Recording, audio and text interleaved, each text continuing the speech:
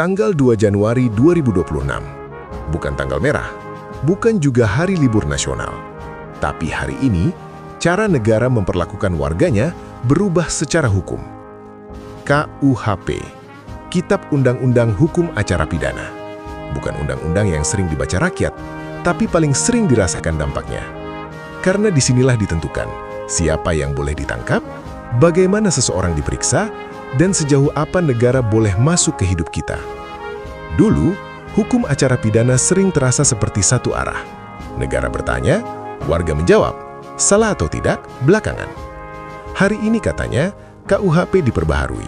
Dengan semangat modern, dengan bahasa hak asasi, dengan janji keadilan prosedural. Kita dengar kata-kata indah, perlindungan hak tersangka, akuntabilitas aparat, proses hukum yang lebih adil. Tapi hukum tidak hidup di kertas. Ia hidup di ruang interogasi, di kantor polisi jam 2 pagi, di ruang sidang ketika hakim mengetuk palu.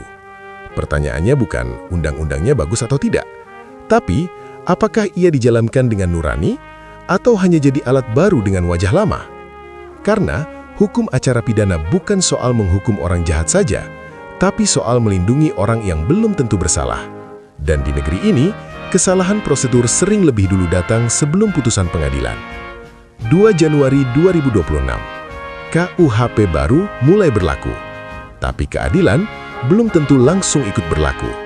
Karena hukum yang adil bukan hanya soal perubahan undang-undang, tapi perubahan cara berpikir mereka yang memegang kuasa. Jika hukum acara pidana gagal melindungi rakyat, maka hukum tak lagi jadi pelindung. Ia hanya jadi formalitas kekuasaan. Dan di titik itu, yang diadili bukan cuma warga negara, tapi kepercayaan publik itu sendiri. 2 Januari 2026, hukum berubah. Sekarang, kita lihat, keadilan ikut berubah atau tidak.